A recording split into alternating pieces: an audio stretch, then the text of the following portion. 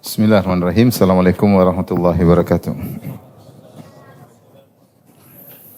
Alhamdulillahi ala ihsani wa syukru lahu ala taufiqi hamtinani. Asyhadu an la ilaha illallah wahdahu la syarika lahu ta'ziman li sya'ni. Asyhadu anna Muhammadan abduhu wa rasulul da'i ridwani. Allahumma salli alaihi wa ala alihi wa ashabihi wa ikhwani. Kita lanjutkan bahasan kita dari Al-Aqidah Tahawiyah. Berkata Imam Tahawi rahimahullah wa ta'ala, wal hajju wal jihadu madiyani ma'a ulil amri minal muslimin. Haji dan jihad berjalan bersama ulil amri dari kaum muslimin. Barrihim wa fajirihim. Ulil amri yang baik maupun yang fajir. Ila qiyamis sa'ah, sampai hari kiamat. La yubtiluhuma syai'un wa la yanqusuhuma. Tidak ada yang membatalkannya dan tidak ada yang menguranginya. Atau wala yanquduhuma, tidak ada yang membatalkannya.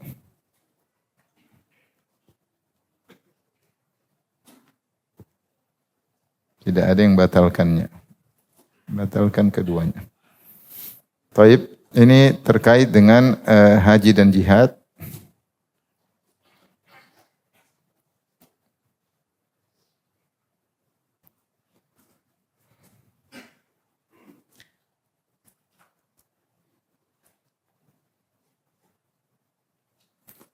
Terkait dengan haji dan jihad, karena dua perkara ini terkait dengan kemaslahatan umum.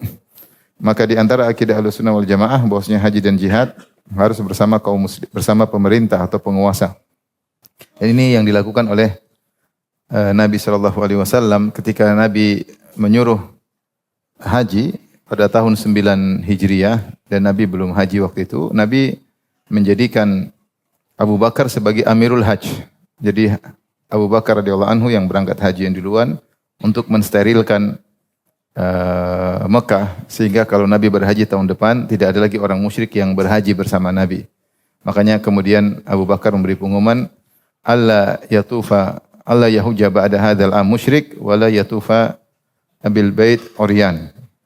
Kata Abu Bakar memberi pengumuman ada dua peraturan baru setelah tahun ini, tidak ada lagi orang musyrik yang boleh berhaji. Dan tidak ada boleh lagi orang tawaf sambil kondisi telanjang. Karena pada tahun depan Nabi akan berhaji. Dan harus steril sehingga Nabi akan memberi contoh-contoh sunnah dengan sabdanya, khudhu anni manasikakum, ambillah dariku tata cara haji kalian. Yang menjadi perhatian kita ketika Nabi SAW menyuruh Abu Bakar berhaji pada tahun 9 Hijriah dan Nabi 10 Hijriah, pada tahun 9 Hijriah yang jadi Amirul Hajj siapa? Abu Bakar As-Siddiq radhiyallahu anhu. Dan itu berlanjut terus sampai khalifah-khalifah berikutnya sampai di zaman kekhilafahan Bani Umayyah. Kemudian di antaranya di zaman Abdul Malik bin Marwan, maka dijadikan Amirul Hajj Hajjaj bin Yusuf As-Saqafi yang terkenal sangat kejam. Jadi yang jadi Amirul Hajjnya siapa? Hajjaj. Siapa lagi yang kurang zalim daripada Hajjaj, yang bunuh sahabat Abdullah bin Zubair, bunuh para tabi'in, menangkapi para ulama dan yang lainnya. Yang ketiga itu berhaji bersamanya Ibnu Umar. Ibnu Umar seperti muftinya. Jadi Ibnu Umar tetap haji meskipun Amirul Hajjnya siapa? Hajjaj. Karena haji terkait dengan kemaslahatan kaum muslimin, maka harus ada penguasa yang mengaturnya. Adapun haji zaman sekarang tentunya dipegang oleh kerajaan Arab Saudi ya, sebagai penguasa negara Arab Saudi. Adapun negara-negara lain seperti kita tanah air Indonesia maka dipegang oleh pemerintah karena terkait dengan banyak orang ya. Maka tentu lebih baik ya karena lebih teratur, apalagi mengkoordinir orang begitu banyak sampai ratusan ribu orang mengenai pesawatnya, mengenai tanggung jawabnya, mengenai macam-macam banyak hal. Maka tentu yang paling baik jika ditangani oleh penguasa ya. Kemudian jihad. Jihad juga baik jihad dafa maupun jihad talab. Jihad dafa itu jihad bertahan, kalau ada yang menyerang maka bertahan, namanya jihad difa atau dafa. Jihad talab itu jihad menyerang. Dua-duanya harus dengan penguasa agar lebih maslahat. Kenapa? Apalagi jihad terkait dengan penguasa, karena penguasa yang lebih tahu tentang kekuatan kita, kekuatan kaum muslimin dan juga kekuatan musuh. Yang lebih tahu, yang punya intel, yang punya mata-mata, yang tahu hakikat daripada yang terjadi di dunia ini. Karena kalau di medsos banyak drama, benar atau tidak? Banyak, benar? Di medsos banyak drama enggak? Banyak. Yang tahu hakikat terkadang penguasa. Antara penguasa itu dan penguasa yang lain yang tahu hakikat. Maka sulit kita menerka-nerka karena kita tidak punya perangkat untuk mengetahui hakikat. Kita enggak punya mata-mata. Yang penting kita dengar dari A, nanti berita dari B beda lagi, berita dari C beda lagi. Yang ditampilkan berita bisa jadi tidak sama dan sangat berbeda, berbalik belakang dengan kenyataan. Yang tahu benar-benar hakikatnya penguasa, mereka tahu. Oleh karenanya kalau penguasa yang baik tentunya menentukan jihad atau tidak mereka yang lebih tahu ya. Dan ini masalah pertama yang mengetahui kekuatan musuh. Ketika penguasa bilang tidak berjihad, apakah karena takut, apakah karena tahu kekuatan lemah, tahu musuh lebih kuat, itu urusan mereka dengan Allah Subhanahu wa taala. Walaupun kita tidak bisa, cuma kelompok-kelompok kecil. Nanti kalau misalnya ada kelompok-kelompok kecil, masing-masing punya amir, ada 10 amir, amirnya bertengkar sendiri nanti. Jadi mudarat. Oleh karenanya dalam masalah jihad juga, yang memegang kendali adalah penguasa. Mau jihad atau tidak. Maka seorang berusaha mengetahui kemampuannya. Seperti misalnya di Arab Saudi banyak orang menyerukan jihad-jihad, itu penguasa. Ya urusan dia dengan Raja Saudi, dengan Allah Subhanahu wa taala yang mengukur kekuatan melawan musuh atau terjadi misalnya peperangan. Yang bisa mengukur kekuatan adalah penguasa, yang mengukur kemaslahatan untuk rakyat dan negara adalah sang penguasa. Kalau ternyata dia salah ukur, urusannya dengan Allah Subhanahu wa taala. Apakah dia takut apa memang tidak bisa, tidak mampu, kita enggak bisa duga-duga. Mau bisa-bisa ternyata musuh punya nuklir. Dor selesai. Misalnya, atau punya rudal yang canggih-canggih, sementara kita enggak punya apa-apa ya. Kita enggak punya apa-apa. Misalnya ya, intinya seorang mengetahui ranah dia. Di luar dari ranah itu bukan urusan dia, urusan yang bertanggung jawab dengan Allah Subhanahu wa taala. Ini masalah jihad. Maka berlaku bersama penguasa kaum muslimin yang baik maupun yang fajir. Jadi di-statementkan oleh para ulama dalam akidah Ahlussunnah wal Jamaah bahwasanya penguasa tersebut tidak disyaratkan harus soleh. Mau baik, fajir, tukang minum khamar, tukang zina, selama dia yang memegang kendali, jihad sama dia. Urusan zina dia sama Allah Subhanahu wa taala, urusan dirinya, tapi harus ada yang memegang apa? Kendali. Jangan dikatakan kalau dia tidak soleh enggak usah ikut, akhirnya negara hancur. Ketika dia menyerukan jihad, ternyata masyarakat tidak tunduk karena dianggap tidak soleh, hancur negara. Maka harus taat selama dia menyeru kepada jihad, dan jihadlah ketaatan kepada Allah Subhanahu wa taala. Ila qiyamis saah. Dan ini adalah syariat yang berlaku sampai hari kiamat. Berhaji dan berjihad bersama penguasa yang baik maupun yang tidak baik, yang soleh maupun yang fajir. La yubtilihuma syai'un wa la yanquduhuma. Tidak dibatalkan dengan sesuatu pun, dengan kezaliman mereka, dengan kefajiran mereka, maka syariat jihad jadi batal, syariat haji jadi batal, enggak. Mereka maksiat antara mereka dengan Allah, urusan mereka dengan Allah Subhanahu wa taala. Tugas rakyat menasihati dengan cara yang baik, adapun menjalankan haji dan jihad, maka itu adalah menjalankan perintah Allah Subhanahu wa taala bersama siapapun. Oleh karenanya di zaman pemerintahan Bani Umayyah ada pemerintah yang mungkin zalim, ya, tetapi para sahabat yang hidup di masa mereka tetap taat. Haji bersama mereka, ya, dan juga jihad bersama mereka. Baik. Jadi saya katakan ini merupakan ranah penguasa, kemaslahatan umum. Lagi pula yang tahu kemaslahatan, kekuatan diri maupun musuh hanyalah penguasa. Jika tanpa penguasa akan munculkan banyak fraksi-fraksi kecil yang akhirnya bertengkar sendiri, dan bisa saja ditunggangi oleh musuh tanpa diketahui. Kemudian haji juga yang bisa pengaturan dan mobilisasi ratusan ribu orang hanya pemerintah. Zaman salaf yang jadi amirul haji diantaranya Hajjaj bin Yusuf As-Saqafi. Maka ini berlaku, syariat haji dan jihad bersama penguasa berlaku sampai hari kiamat, tidak dibatalkan oleh kezaliman dan kefajiran penguasa. Maka pembahasan ini dimasukkan dalam akidah untuk menyelisihi ahlul bidah yang punya kesesatan dalam hal ini. Ini sudah mazhab yang menyimpang terkait hal ini adalah Syiah Rafidhah dan Khawarij. Adapun Khawarij mereka mengatakan imam harus soleh. Kalau tidak soleh, pelaku dosa besar maka kafir. Jika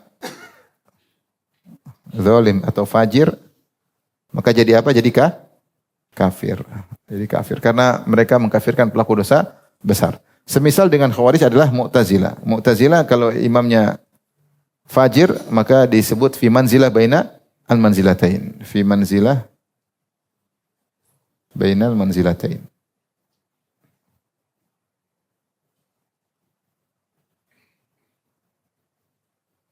Tidak kafir, tidak kafir, tidak muslim, tapi harus dilengserkan. Wajib dilengserkan. Yang mereka sebut dengan amar ma'ruf nahi munkar. Al-amr bil ma'ruf wan nahyu anil munkar.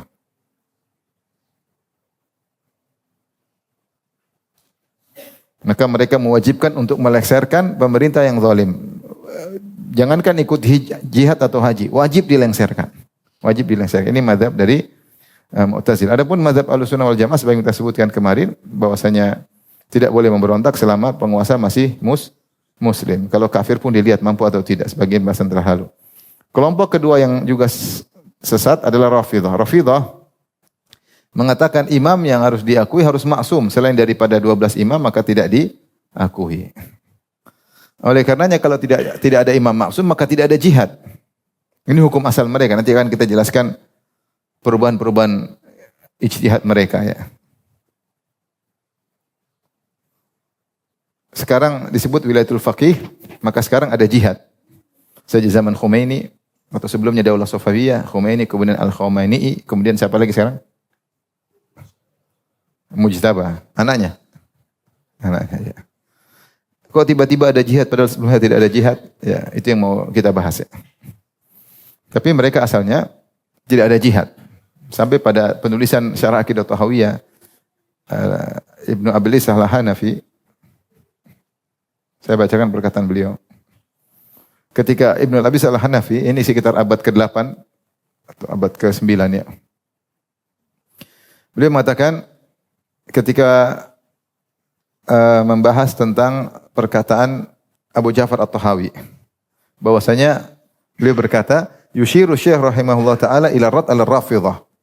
Bahwasanya At-Tahawi mengisyaratkan untuk membantah Rafidhah. Haitsu qalu la jihada fi sabilillah hatta yakhruja ridha min ali Muhammad. Tidak ada jihad sampai keluar Imam Mahdi, imam-imam dari keluarga Muhammad sallallahu alaihi wasallam. Wa yunadi munadin minas sama ittabi'uh. Lalu ada suara dari langit mengatakan ikutilah dia.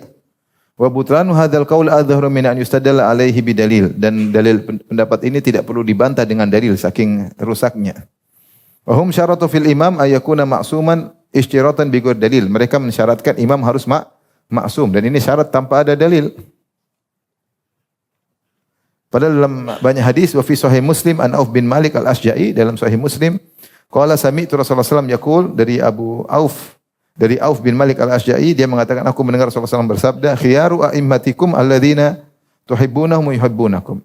Sebaik-baik imam kalian adalah yang kalian mencintai mereka dan mereka pun mencintai kalian rakyat. Wa tusalluna alaihim wa yusalluna alaikum. Sebaik-baik imam kalian adalah yang kalian mendoakan mereka dan mereka juga mendoakan kalian. Wa syiraru a'immatikum, dan seburuk-buruk pemimpin kalian ini yang zalim, bukan orang soleh, bukan maksum. Alladzina tubghidunahum, yang seburuk-buruk penguasa adalah yang kalian benci mereka. Wa yubghidunakum, dan mereka juga benci kalian. Sama-sama apa? Benci. Wa tal'anunahum yal'anunakum, dan kalian laknat mereka, doain keburukan bagi mereka dan mereka juga doain keburukan bagi kalian. Kita sudah ketemu belum? Ini Rasulullah jelaskan. Qala qulna ya Rasulullah. Kami berkata, wahai Rasulullah, afala nunabidhuhum bis inda dzalik? Apa kita melawan mereka ketika itu? Qala la, jangan, kata Nabi.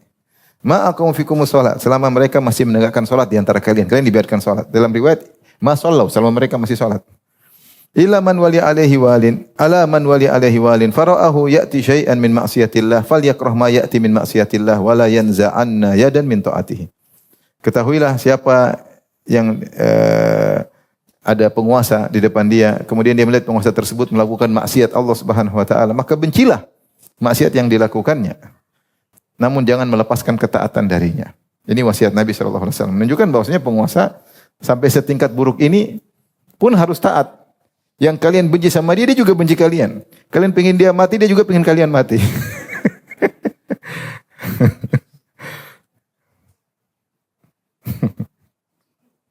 Tapi kemudian, saya lanjutkan ya. Jadi Syiah punya rukun iman yang keenam, yaitu harus imam percaya kepada imam yang maksum. Bahkan ini rukun iman yang lebih tinggi daripada rukun iman yang ketujuh. Rukun Islam lebih tinggi daripada rukun Islam, lebih tinggi daripada rukun iman. Yaitu imam beriman akan adanya imam-imam yang 12. Taib, imam yang 12 tersebut, atau sebentar. Tapi kita sekarang membaca sejarah tentang Imam 12. Kenapa sekarang mereka membolehkan jihad? Dulu tidak boleh jihad. Pertama mereka meyakini akidah wasiyah. Al-wasiyat. Al-wasiyat maksudnya menurut mereka sebagaimana Musa alaihissalam sebelum meninggal mewasiatkan kelanjutan kepemimpinan kepada Yusha bin Nun. Maka itu yang dilakukan oleh Nabi kepada Ali. Bahwasanya Nabi pernah berwasiat kalau Nabi meninggal sallallahu alaihi wasallam maka yang menjadi khalifah siapa? Ali. Namun para sahabat tidak melaksanakan. Maka dipilih Abu Bakar, setelah itu Umar, setelah itu Utsman. Maka semua yang menganggap Ali bukan pemimpin yang pertama semuanya kafir. Makanya mereka kafirkan Abu Bakar, Umar, Utsman dan yang lainnya. Karena siapa yang menganggap Abu Bakar imam yang sah kafir. Siapa yang menganggap Umar imam yang sah kafir. Siapa yang menganggap Utsman imam yang sah maka kafir. Karena harusnya imam yang pertama setelah Nabi adalah siapa? Ali. Setelah itu mereka meyakini bahwasanya imam tersebut harus dari keturunan Ali. 12 imam. Mereka berdalil dengan firman Allah, "Innama waliyukumullahu alladhina innama waliyukumullahu wa rasuluhu walladzina amanu alladzina yuqimuna sholata wa yutuna zakata wa hum raki'un." Sungguhnya wali kalian yaitu pemimpin kalian adalah Allah dan Rasulnya dan orang yang beriman yang menegakkan salat dan bayar zakat dan mereka dalam kondisi ruku. Kata mereka maksudnya wali kalian Allah setelahnya Rasulnya setelahnya Ali. Mereka menafsirkan orang beriman yang menegakkan salat, yang bayar zakat dan ruku maksudnya Ali. Ini tafsir ngawur ya. Dan wali di sini bukan wali, maksudnya wali penguasa. Ini maksudnya penolong kalian. Wali di sini maksudnya apa? Penolong. Sejak kapan Allah jadi khalifah? Ini waliyukumullah wa rasuluh ini. Kemudian mereka berdalil dengan hadis Nabi, la yazalul Islam azizan ila 12 khalifah. Kulluhum min Quraisy. Senantiasa Islam dalam kondisi jaya sampai 12 imam. Makanya tidak kata 12 imam. Semuanya dari Quraisy. Kata mereka yaitu Ali yang pertama sampai keturunannya Muhammad bin Hasan bin Askar. 12 imam. Dan ini ternyata hadis ini membantah mereka ya. Karena di sini dikatakan tidak selamanya Islam kokoh. Sementara yang kokoh di zaman Ali doang. Setelah itu Hasan sebentar, kemudian Husain dibunuh, kokoh di mana? Sekarang 12 imam zaman mereka siapa yang memegang kekuasaan? Enggak ada. Dan mana Islam jaya dengan pimpin? Semuanya hanya imam-imam bayangan. Justru yang kokoh itu Abu Bakar, Umar, Utsman, Ali, kemudian Khalifah Muawiyah kokoh. Sampai beberapa khalifah dari Bani Umayyah. Ya. Adapun khalifah mereka mana yang kokoh? Hasan, Husain dibunuh enggak? Karena mereka menganggap Husain adalah imam yang ketiga. Dibunuh atau tidak? Dibunuh. Kokoh di mana? Hasan diracun. Kokoh di mana? Makanya ini enggak benar. Baik. Siapa 12 imam tersebut? Marilah kita lihat 12 imam tersebut. Ini dia. Ali menikah dengan Fatimah, kemudian punya anak Hasan, Husain, ada Muhsin, ada Ummu Kulthum. Muhsin meninggal, yang tinggal Hasan dan Husain. Kemudian Ali setelah Fatimah meninggal, menikah dengan Khawlah binti Ja'far dari kabilah Banu Hanifah, Hanafiyah, dari tawanan dari Banu Hanifah, kemudian punya anak namanya Muhammad Ibnul Hanafiyah. Dinisbahkan kepada ibunya Al-Hanafiyah, karena dari Banu Hanifah, untuk membedakan dari anak-anak Fatimah. Maka disebut Muhammad Ibnul Hanafiyah. Nanti muncul dia, akhirnya muncul Firqah Kaisaniyah. Tapi kita bicara tentang imam-imam. Jadi imam pertama Ali bin Abi Thalib, faham? Imam kedua siapa? Hasan. Imam ketiga Husain, wafat 61 Hijriah dari Karbala. Hasan diracun pada tahun 50 Hijriah. Setelah itu punya anak Ali Zainal Abidin. Ini enggak pernah berkuasa, mana pernah berkuasa? Enggak ada. Cuma imam bayangan, paham? Mana berkuasa? Ali Zainal Abidin, orang yang sangat soleh, terkenal, rajin ibadah. Wafat 95 Hijriah. Kemudian Muhammad Al-Baqir, yaitu Abu Ja'far Al-Baqir. Wafat 11 Hijriah. Kemudian Ja'far As-Sadiq, Abu Abdillah, yang periwayatannya sangat memenuhi kitab Al-Kafi lil Kulaini. Riwayat-riwayat imam. Kemudian Musa Al-Kadzim. Ja'far punya anak dua, di antaranya ada beberapa anak, tapi di antaranya Musa Al-Kadzim, kakaknya Ismail. Maka muncullah Syiah Ismailiyah menganggap bahwasanya imam ketujuh harusnya Ismail. Namun Ismail meninggal sebelum Musa. Musa ini adiknya. Maka muncullah Syiah apa? Ismailiyah. Yang kemudian ada Qaramithah, ada banyak ya. Qaramithah, kemudian Al-Ubaidiyah. Ini contoh dari Syiah Ismailiyah. Ya, adapun Syiah Nusairiyah yang di Suriah kembali kepada Isnai Asyariyah. Baik, maka yang di Iran atau di Irak dari sini jalur Musa Al-Kadzim. Saya bilang tadi ada Syiah Ismailiyah. Ini kelompok lain dari Syiah Imamiyah yang disebut Syiah Ismailiyah sempalan. Tapi yang sekarang ada yang terkenal ya ini. Ini juga ada sampai sekarang. Di Saudi juga ada ya. Taib Musa Al-Kadzim, kemudian Ali Ridha, kemudian Muhammad Al-Jawad, kemudian ini wafat mereka Ali Al-Hadi, kemudian Hasan Al-Askar. Ini imam yang ke-11. Namanya Hasan Al-Askar. Nah, Hasan ini wafat 260 Hijriah. Ketika imamnya cuma 11, mereka bingung, apakah Hasan punya anak atau tidak? Kata mereka ada, anaknya disembunyikan, namanya Muhammad. Disembunyikan. Muhammad lahir pada tahun 255 Hijriah. 255 Hijriah.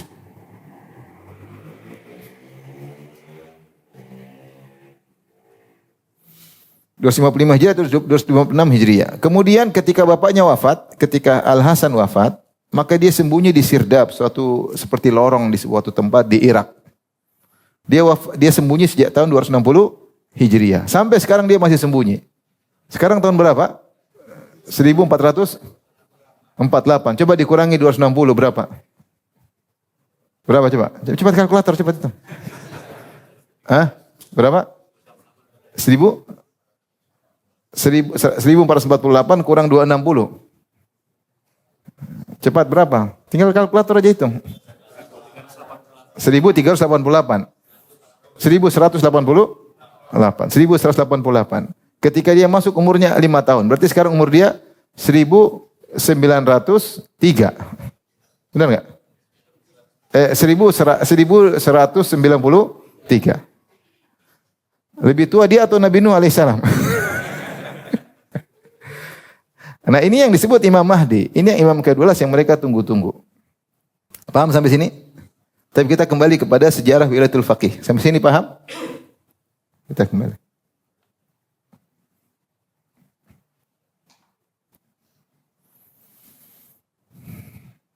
Nah, inilah mereka bilang harus 12 berapa? 12 imam.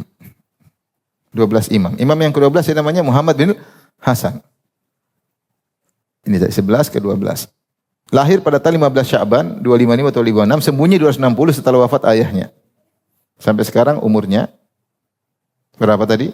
1193. Allahu Akbar ya. Dia sembunyi. Sementara mereka meyakini bahwasanya semua perkara-perkara syariat seperti jihad, seperti haji harus dengan imam. Imamnya enggak ada sekarang masalahnya. Imamnya sembunyi sejak tahun 260 Hijriah. Bagaimana solusinya? Maka muncullah sejarah berikutnya. Mereka mengada-ngada. Taib. Kita lanjutkan. Ini sudah paham? Taib. Berikutnya ada namanya marhalah al-ghaibah as-sugra. Inilah marhalah di mana sang imam sembunyi masuk ke sirdab. Namanya kegaiban kecil karena sembunyi tidak lama. Dari tahun 260 sampai 329. Sejak wafatnya Imam 11, sejak wafat ayahnya sampai wafatnya Safir yang keempat. Ini kurang lebih dia sembunyi 874 apa? Masehi. Sekarang 2026. Baik. Ketika dia sembunyi di dalam sirdab, umat membutuhkan imam. Maka supaya ada connecting antara imam dengan umat, maka ada wakilnya namanya Safir. Safir itu apa namanya? Wakilnya. Utusan. Dubes. Dutanya.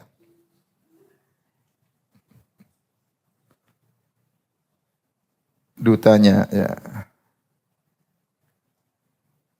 Maka ada 4 duta yang selalu lapor pergi ke sirdab ketemu dengan imam, kemudian laporan imam suruh begini-begini. Imamnya mana? Sudah saya wakilnya selesai. Nanti mati wakil berikutnya. Mati wakil berikutnya. Mati wakil berikutnya. Ada sufara arba'ah, ada 4 safir. Safir yang pertama namanya adalah Abu Umar Uthman bin Sa'id Al-Amri Al-Asadi. Dalam buku-buku Syiah, seperti dalam buku Al-Ghaibah karya Abu Ja'far At-Tusi, mereka sendiri yang menulis, bahwasanya safir yang pertama telah ditazkiyah rekomendasi oleh imam yang sembunyi tadi, Imam Muhammad bin Hasan Al-Askari. Dia berkata, "Hadza Abu Amr As-Thiqatul Amin." Ini si Abu Amr adalah orang yang terpercaya dan amanah. Ya. Wathiqati.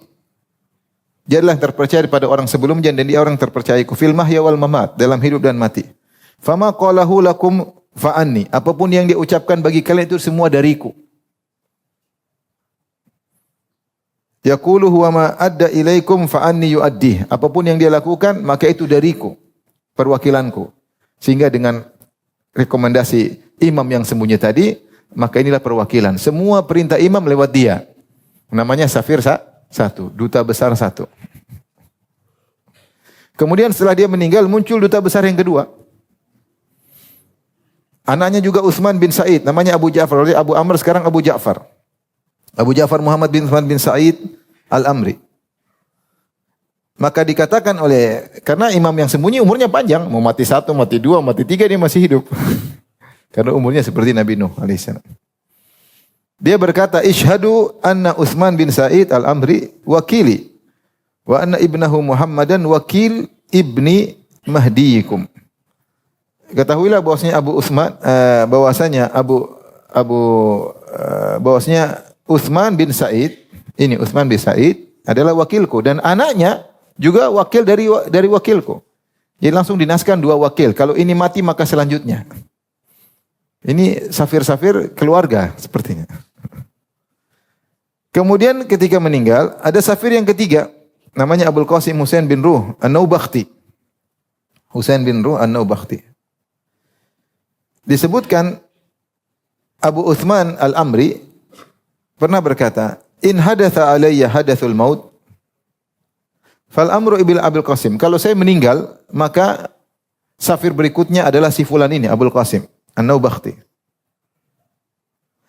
Faqad umirtu an aj'alahu fi mawdi'i ba'di farji'u ilaihi. Saya telah diperintahkan oleh imam yang gaib, yang sedang sembunyi, untuk menjadikan dia di tempatku. Kalau saya mati dia menjadi penggantiku. Kemudian matilah dia, jadilah safir yang ketiga.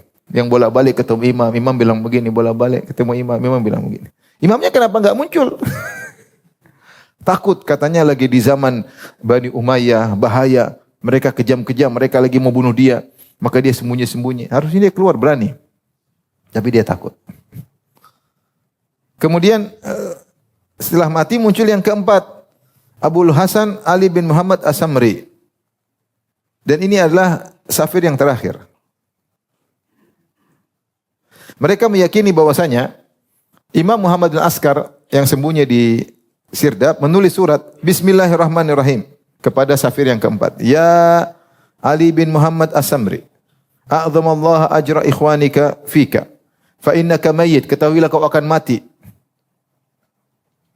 Ma bainaka wa baina sittati ayyam, dalam 6 hari kau akan mati. Fajma amraka wa la tusi ila ahadin. Sudah urusi dirimu, tidak perlu berwasiat kepada seorang pun. Engkau adalah safir yang terakhir. Wala tusi ila ahadin fayakumu maqamaka ba'da wafatika. Tidak seorang pun menggantikan kedudukanmu. Faqat waqa'atil ghaibatu tammatu fala dhuhura illa biidznillah ta'ala dzikruhu. Setelah ini maka akan terjadi kegaiban yang sempurna. Tidak adalah lagi perwakilan untukku. Sampai Allah memunculkan aku dengan kehendaknya. Selesai.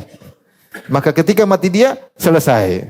Problem sekarang, siapa yang connecting sama imamnya? Imamnya masuk dalam suatu marhalah berikutnya disebut marhalatul ghaibatul kubra. Kalau tadi ghaibatul sugra masih ada perwakilan, sekarang perwakilan sudah mati semua, sudah tewas. Terus gimana?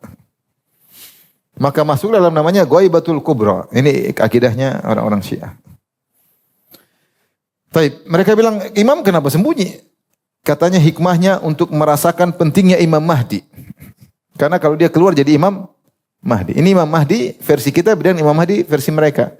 Kalau Imam Mahdi versi kita namanya Muhammad bin Abdullah. Imam Mahdi versi mereka Muhammad bin Hasan Al-Askar. Tapi kata mereka agar orang merindukan kehadirannya. Karena kalau dia tidak ada namanya kenikmatan baru tahu ketika kehilangan. Seperti Nabi Musa alaihissalam ketika suruh berjihad. Orang-orang Bani Israel tidak mau ketika Musa sudah meninggal baru mereka merasa kehilangan. Oleh karenanya imam ini bersembunyi dengan kegoiban yang sempurna agar orang-orang Rafidhah rindu kedatangannya. Nanti kalau dia datang baru semua semangat. Maka sengaja dihilangkan oleh Allah Subhanahu wa taala. Kapan muncul? Tidak ada yang tahu. Sampai disebutkan bahwasanya Nabi ditanya. Riwayat hadis palsu. Katanya Ali bin Musa Ridha berkata, "Laqad hadatsani abi an abihi an abaihi alaihi salam." Anna Nabi sallallahu alaihi wasallam qila lahu, ditanyakan kepada Nabi, "Ya Rasulullah, mata yakhrujul qa'im min dzurriyyatika?" Ya Rasulullah, kapan keluar Imam Mahdi dari keturunanmu? Rasulullah menjawab, "Mathaluhu wa mathalu sa'ah." Sungguhnya keluarnya Imam Mahdi seperti hari kiamat, enggak ada yang tahu. La yujallilu li waqtiha illahu. Tidak ada yang tahu kecuali Allah. Ya sudah, pokoknya kalian nunggu-nunggu aja dia keluar. Paham? Inilah yang kemudian diejek oleh para ulama. Saya bacakan misalnya.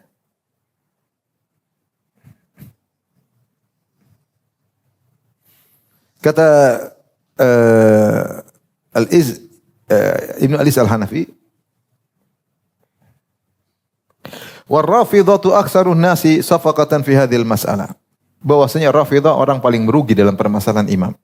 Li'annahum ja'alul imam al-ma'sum huwal imam al-ma'dum. Karena mereka menjadikan imam yang ma'sum tersebut imam yang sedang hilang, yang tidak ada. Alladzi lam yanfa'hum fi dinin wala dunya. Imam tersebut sembunyi tidak ada faedah dunia maupun akhirat. Sembunyi sudah 1100 tahun lebih.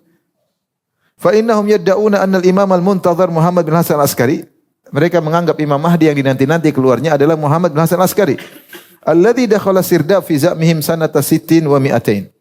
Yang telah sembunyi dalam sirdab sejak tahun 260 Hijriah ketika bapaknya meninggal. Ketika umur 5 tahun sudah sembunyi.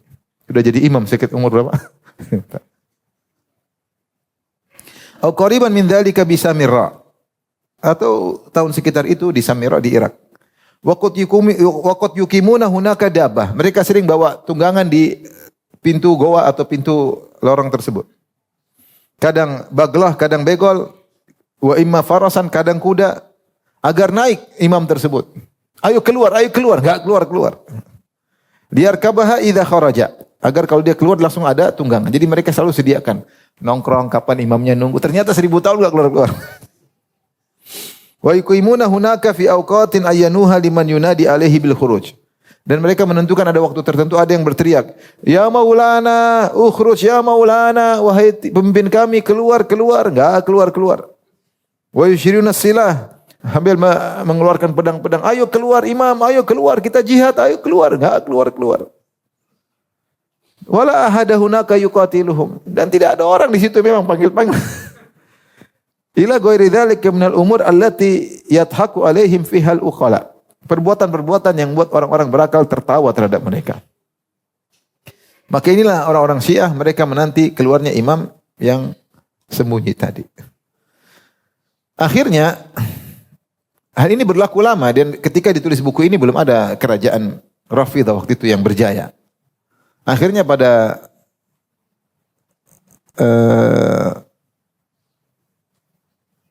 muncul marhala berikutnya namanya marhalatul ijtihad. Mereka memandang bahwasanya tidak mungkin tidak ada connecting dengan imam.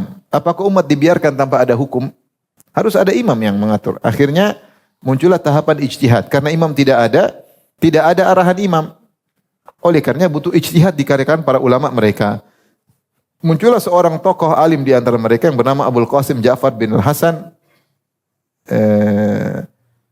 bin Yahya bin Sa'id Al-Hulli. Dikenal dengan Al-Muhaqqiqul Awal. Ahli peneliti pertama. Yang hidup pada abad ke-7 dalam kitabnya Ma'arijul Al-Usul. Kemudian dia menyebut tentang hakikatul ijtihad. Yaitu awalnya dia mengatakan maka seorang imam, seorang faqih boleh berijtihad. tanpa harus ada arahan imam karena imamnya lagi gaib. Kita nggak ada connecting dengan imam dan tidak mungkin umat dibiarkan bengong tanpa imam. Terus bagaimana ya para ulama berijtihad? Tetapi ijtihad tersebut hanya terkait dengan masalah harta, masalah qada, fatwa, tidak terkait dengan masalah jihad, tidak terkait masalah hudud, nggak boleh. Karena yang berhak menegakkan hudud jihad hanya imam. Oleh karenanya boleh para fakih-fakih, para ahli fikih berijtihad, tetapi hanya terbatas masalah fatwa. Kalau ada bertanya masalah warisan, masalah ganti rugi, masalah apa, maka hanya sampai di situ. Tidak boleh kaitannya dengan jiwa. Oleh karenanya At-Tusi menjelaskan ijtihad wilayahnya tidak mutlak. Yang mutlak wilayahnya terkait dengan perang, terkait dengan hukum hudud hanyalah Imam Maksum. Dan Imam Maksum sekarang sedang gaib. Imam terakhir mereka enggak ada imam ke-13. Karena imam cuma berapa? 12. Ini dalam kitabnya An-Nihayah fi dan seterusnya dalam kitabnya Abu Ja'far At-Tusi. Taib, mereka bilang kalaupun ada yang menegakkan hukum hudud, maka sebatas ada persyaratan seperti orang tua kepada anak, boleh-boleh saja supaya berhenti kemaksiatan. Tapi tidak boleh sampai membesar, melebar, karena berbahaya. Yang punya hak untuk menegakkan hukum had secara nasional, secara internasional hanyalah imam yang maksum. Maka mulai di sini ada ijtihad baru. Ini marhala berikutnya. Imam gaib, maka ulama harus berijtihad. Boleh berfatwa, tapi tidak boleh masalah darah. Karena yang berhak urusan darah cuma imam maksum. Faham? Ini marhala berikutnya sudah mulai berubah. Marhala ijtihad. Kita lanjutkan. Setelah itu mereka meningkat lagi. Yang disebut dengan marhalah wilayatul faqih. Wilayatul faqih. Wilayatul faqih maksudnya apa? Ini muncul ketika Daulah Safawiyah, daulah asal muasal daulah Iran, Syiah Rafidhah, yang berdiri pada sekitar tahun 907 Hijriah atau 1500 Masehi. Maka ketika itu sang raja melalui ulama yang ada namanya Husain Al-Karki Al-Amili, yang dikenal dengan Al-Muhaqqiq Tsani, yaitu ulama nomor 2 atau peneliti nomor 2. Kalau tadi Al-Hulli disebut Al-Muhaqqiqul Awal yang memunculkan istilah ijtihad, sekarang muncul Al-Muhaqqiq Tsani yang mengembangkan ijtihad tersebut. Sehingga mereka mengatakan bahwasanya seorang faqih boleh menjadi naibul imam, boleh menjadi pengganti imam, naibul imam, boleh menjadi pengganti imam yang maksum yang sedang bersembunyi. Maka kalau begitu wilayah dia bisa luas. Maka dia boleh perang, dia boleh hukum hudud, dia boleh macam-macam karena sudah tegak negara. Sementara imamnya enggak muncul-muncul, maka boleh ada seorang yang faqih yang mewakili apa? Imam tersebut meskipun tidak connecting dengan imam tersebut. Tidak ada connecting, tapi dia boleh berijtihad dan ranah dia lebih luas, yaitu ranah kenegaraan, Ini mulai muncul wilayatul faqih, kemudian dikembangkan berikutnya oleh Khomeini dan Syirazi. Khomeini kemudian lebih menekankan, dia mengatakan ketika imam gaib maka boleh ada faqih yang menggantikan kedudukan imam karena darurat, dan dia melakukan semua tugas imam. Semua tugas imam dia lakukan selama imamnya belum muncul. Maka boleh jihad, boleh mendekatkan hukum had, boleh macam-macam, boleh berperang, boleh semuanya. Sebagaimana Nabi yang Nabi kerjakan, sebagaimana Imam Maksum yang kerjakan. Maka terbukalah lebar-lebar kekuasaan tanpa Imam Maksum. Dengan seorang yang faqih yang memenuhi persyaratan. Harus faqih, harus ahli, harus bertakwa, harus begini, harus orang Iran. Harus orang Iran. Muncul versi kedua Syirazi. Bedanya Khomeini dengan Syirazi apa? Kalau Syirazi dia mengatakan boleh muncul faqih yang memiliki kekuasaan seperti ini, tapi faqih tidak hanya satu. Sang faqih hanya boleh maksa para muqallidnya. Maka faqih yang satu tidak boleh maksa faqih yang kedua. Faqih A tidak boleh maksa faqih yang kedua, faqih B tidak boleh maksa faqih C. Masing-masing faqih punya wilayah sendiri. Adapun Khomeini mengatakan tidak, kalau sudah satu faqih muncul, yang lain harus tunduk sama dia. Karena faqih yang muncul ini adalah wakil dari imam maksum. Imam enggak boleh dua. Maka sini ada perbedaan antara Syiah Khomeini dengan Syiah apa? Syirazi. Maka yang berkembang adalah Khomeini. Sampai akhirnya Khomeini kemudian diganti dengan Al-Khamenei, ya. Yang kemudian kemarin mati. Sekarang diganti dengan siapa? mujtaba. Itu anaknya. Anaknya. Dengan demikian maka ketika ada bid'ah wilayatul faqih, bid'ah versi mereka, akhirnya posisi imam digantikan. Akhirnya mereka berjihad. Akhirnya mereka berperang. Dan kemudian Khomeini mengatakan awalnya dia bikin dustur, aturan, dan dikritik oleh sebagian penguasa-penguasa Arab karena dia bilang kita tidak boleh ikut campur urusan bangsa lain. Ternyata dia melanggar. Ternyata dia ada namanya Hizbullah, kemudian ada di Yaman, ada di mana, dia bikin kacau di mana-mana orang Iran ini. Karena bagi dia semua kekuasaan di bawah tangan dia dan kemudian dilanjutkan oleh yang melanjutkannya. Dari situlah tidak heran kalau kemudian Syiah juga memandang adanya jihad. Tentu ada pergolakan di antara mereka sampai sekarang masalah akidah di antara mereka karena secara umum sebenarnya ini keluar dari konteks keimamahan karena imam harusnya maksum. Ini bukan imam tapi dianggap menjalankan fungsi apa? Imam. Ini sebenarnya kesalahan karena ini muncul belakangan, zaman dahulu tidak ada. Maka kalau ada yang ngotot dengan akidah mereka awal tentu mereka akan mengingkari akidahnya Khomeini dan Ali Khomeini dan juga Mujtaba Syirazi karena ini akidah yang baru muncul belakangan. Inilah perkembangan Rafidhah yang akhirnya sekarang mereka melakukan membentuk negara, kemudian menjalankan fungsi dengan fungsi imam, tapi disebut dengan faqih. Dan faqih ini tidak ada connecting dengan apa? Imam yang sembunyi. Beda dengan tadi sufara. Kalau sufara safir 1, safir 2, safir 3, safir 4, maka mereka connecting dengan imam, perwakilan imam langsung. Jadi imam kasih perintah, mereka sampaikan ke masyarakat. Dan imam maksum ini akan muncul nanti di akhir zaman, ya, sebagai Imam Mahdi yang mereka nanti-nantikan. Dan kalau sudah muncul si Imam Mahdi, maka dia akan datang membunuh orang-orang Arab. Kemudian dia datang ke Madinah, dia keluarkan kuburan Abu Bakar dan Umar. Kemudian dia salib Abu Bakar dan Umar. Dan seterusnya. Sebagaimana disebutkan dalam sifat-sifat Imam Mahdi versi Syiah. Dan saya sudah tulis dalam buku saya, 33 Banyolan Akidah Syiah. Saya sebutkan Imam Mahdi versi Syiah. Kejam. Baik. Inilah terkait dengan perubahan ijtihad orang-orang Syiah terkait imam. Adapun Ahlus Sunnah wal Jamaah, maka imam tidak harus maksum karena dalil menunjukkan tidak demikian. Oleh karenanya Ibn Ablis Al-Hanafi berkata wa qauluhu ma'a ulil amri barrihim wa fajirihim, maka jihad dan haji berlaku bersama ulil amri yang baik maupun yang buruk. Li'annal hajj wal jihada fardhani yata'allaqani bis safar. Karena haji dan jihad adalah dua kewajiban yang terkait dengan safar. Fala budda min sa'isin yasusun nasa fihima. Maka butuh pemimpin yang mengatur, yang berpolitik, yang bersiasat untuk mengatur kaum muslimin dalam haji dan jihad. Wa yuqawimul adu, dan untuk melawan musuh kalau ada yang mengganggu. Hadzal makna wa hadzal makna kama yahsul bil imamil bar yahsul bil imamil fajir. Dalam untuk menjagakan kaum muslimin dalam untuk perang, sebagaimana bisa dilakukan oleh imam yang soleh, juga bisa dikerjakan oleh imam yang tidak soleh.